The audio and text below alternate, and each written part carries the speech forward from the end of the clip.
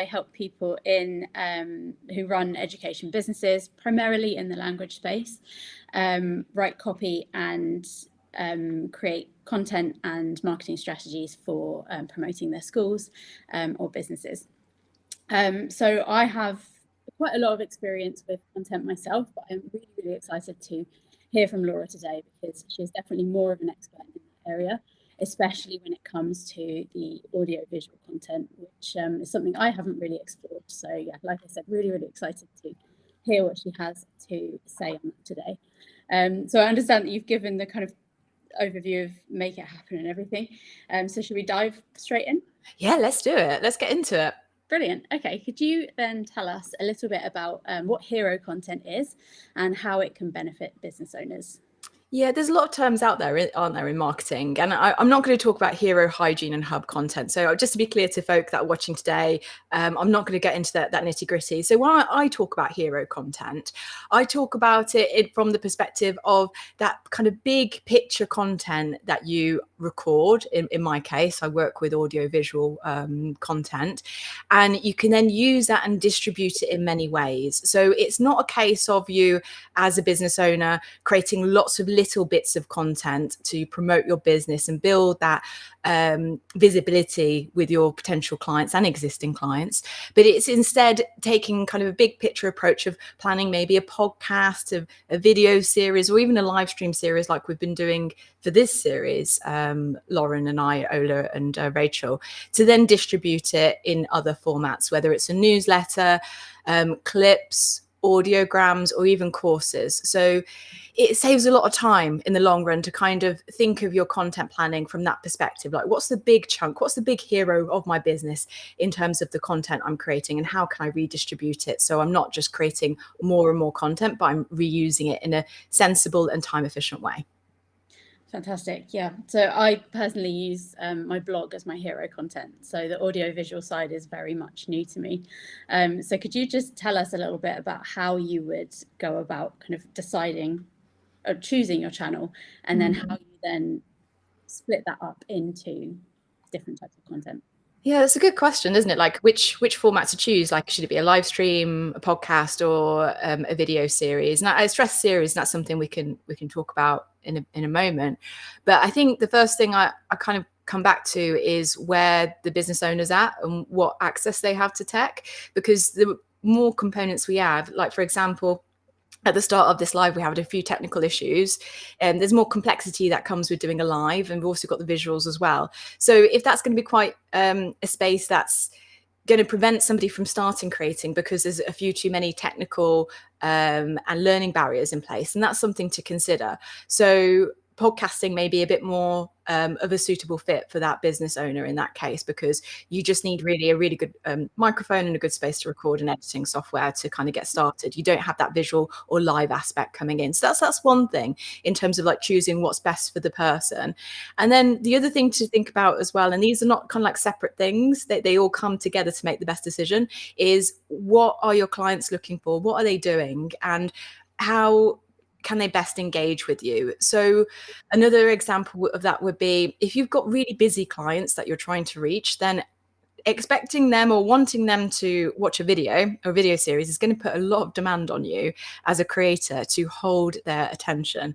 I think it's really difficult to do it now, given the trends we see in YouTube and how highly refined videos are in terms of the editing, the quality of production. So if you're comfortable in that space, that's great. But if you are trying to grapple and get people's attention in already what's a very tight attention economy through the video format and expecting people to spend time on their screens, then I think that's going to come with its own unique challenges and pressures. So again, I would suggest maybe is a podcast a better fit? So your listeners, your ideal listeners, can be spending time doing other things while they're listening to you, rather than, you know, having to stop what they're doing and give you almost their full attention by looking at screens. That's the two things I look at: tech, where the person's at, what they can manage, what's feasible for them, and also what's best fit for their clients, and the demands that places on them as a creator as well. Yeah, absolutely. I think what you said there about focusing on the tech makes me think of some of the challenges that people are going to be facing when they start thinking about creating audiovisual content. I think, I mean, in my experience anyway, I've noticed that people tend to be quite nervous to like record audiovisual content. And then even those people who are a bit more comfortable in front of the camera or recording podcasts, then of course are going to face their own set of challenges. Yeah. So could you just tell us a little bit about what those main challenges are that you tend to find people face? Yeah, it's always unique, isn't it, to the individual? But I do notice some patterns. And I think the first thing that I see people kind of making harder for themselves than they need to is by kind of committing to a weekly series, a weekly edition, whether it's a video or live stream or podcast, right? But kind of locking themselves into that pacing when they really don't need to. I find it really helpful to kind of set small, short-term sustainable goals so you can explore things, see how it goes, develop your workflow, and think about where you want to go next. So in terms of any form of audio visual content, that can mean recording and planning a series of 6. So that could be 6 episodes of a podcast, it could be 6 lives over the course of a few months, or it could be 6 videos over the course of even days, depending on the pacing that best suits that individual. So I think that's the first thing I see, that people get themselves really kind of stuck because they set out with this big goal of like, yep, I'm going to do this series, I'm going to lock in, and you can imagine what happens. Usually they burn out quite quickly. So in podcasting, there's a very high drop-off rate for the first 3 episodes of a new podcast. And it's most likely, I can probably guarantee, it's probably because they don't have a series planned and they've just, gone straight at it. And that's a quick way to get burnt out and just to get overwhelmed by all the new things you're learning along the process. And sadly, that means what would be excellent, amazing shows that could be very successful and very effective in bringing a return on investment for businesses, don't get past the 3rd episode, which I think is a great shame. So that's the first thing. I would say the second challenge I see folk having is trying to please too many people. And it can be quite difficult as a business owner and creator to be comfortable with the fact that you're not for everyone. And there's going to be some people that listen to or watch your content and not like it. And that's absolutely fine. You don't want to be liked by everybody. You want to be liked by the person you're intending that content to reach. And if you are very clear about who you're creating for and you really visualize them, and this is the same as your ideal client in your business, right? So if you have a really good grip of who they are and you think about those conversations you're having with your clients, really imagine them sat across the table from you as you're planning, as you're recording, as you're editing, and you'll really make sure that you're really providing value to that specific person. And by doing so, you'll be able to attract more people that have that shared need in mind. So it can feel quite counterintuitive to do that when you're trying to clock up the plays or clock up the likes of your videos and podcasts, but you want the right type of people engaging in it. You don't want to catch absolutely everyone, because then your business isn't for everyone. You want to attract your ideal clients. And I think the final thing would be a challenge would be recording stuff and not thinking about the quality in terms of audio quality or visual quality. So I see content that's really great out there, but like, for example, I was listening to a podcast this morning that was really excited.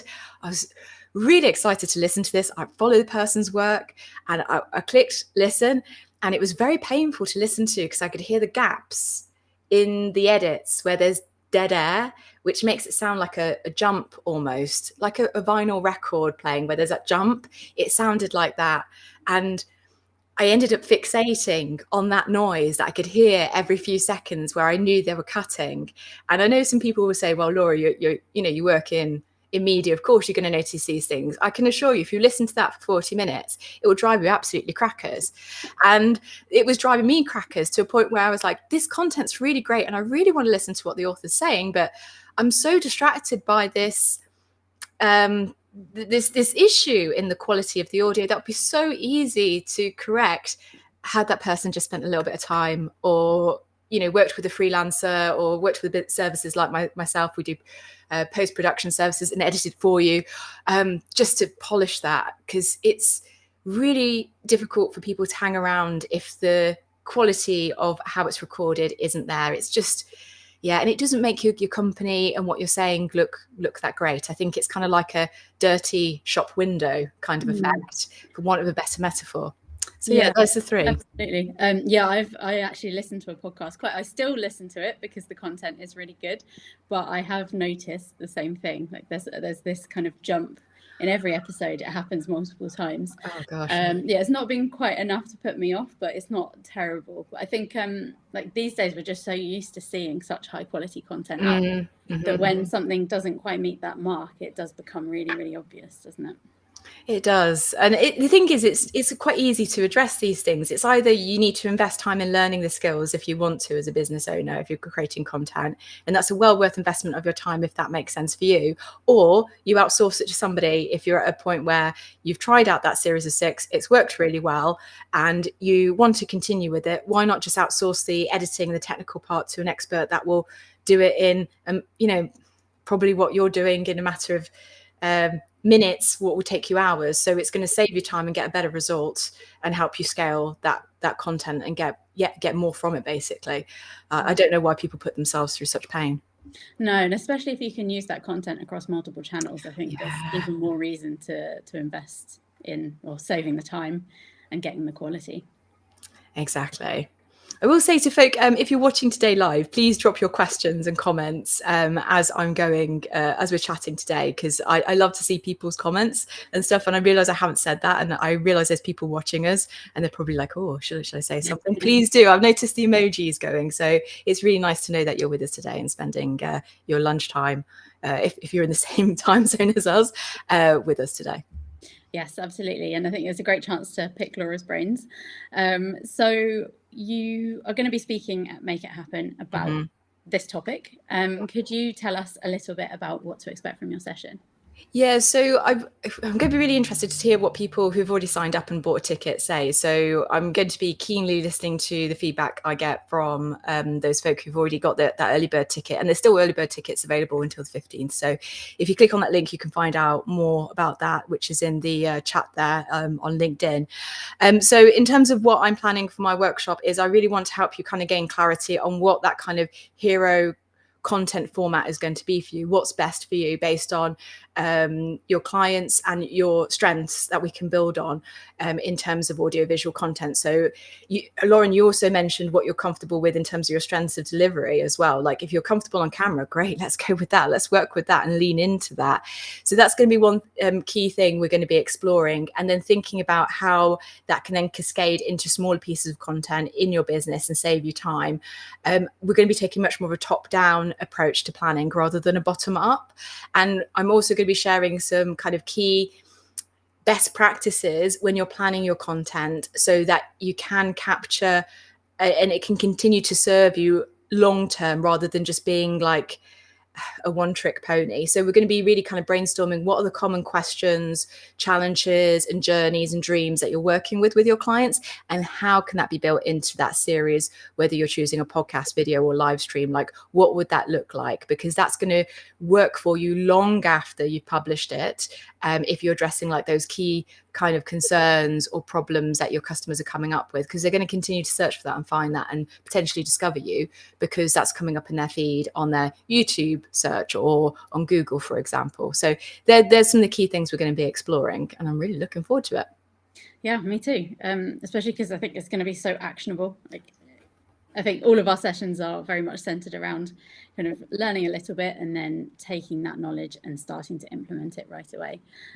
So yeah, it sounds like the perfect place to start if you are considering venturing into hero content and looking to make your lives a little bit easier. Yeah, exactly. Yeah, if anyone does have any questions, please drop them in the comments. As Laura said, the very early bird tickets are still on sale, and they will be on sale until the end of the day on Thursday. This is basically the most affordable time that you'll be able to get your tickets, and I think the price really is a steal given everything that we're going to be covering. So yeah, Laura, have you got anything else that you'd like to kind of add to that on content? No, I think we've covered a lot of things actually in this short chat. And I think if you're watching the replay and you missed this live chat, then you can post questions in the chat, and Lauren and I will get back to you. So don't feel like you've missed out. So feel free to ask me questions about audiovisual content, and the podcast videos and live streams, and also ask us about Make It Happen if you're on the fence about coming, which I really think it's going to be such an amazing event where it's about bringing people that are like-minded together. Like Lauren said, it's going to be super practical, and going to push you to get those kind of tangible actions in place so you can really reap the rewards for yourself and your business. Yeah, absolutely. So the link is in the comments, and I think you can see it kind of going along the bottom of this screen. So take a look and let any of us know if you have any questions about the event or about making it to Warsaw. Rachel so kindly put together a little travel guide, so if you do have questions about that, they should all be answered in there, and I believe it is accessible from the sales page as well.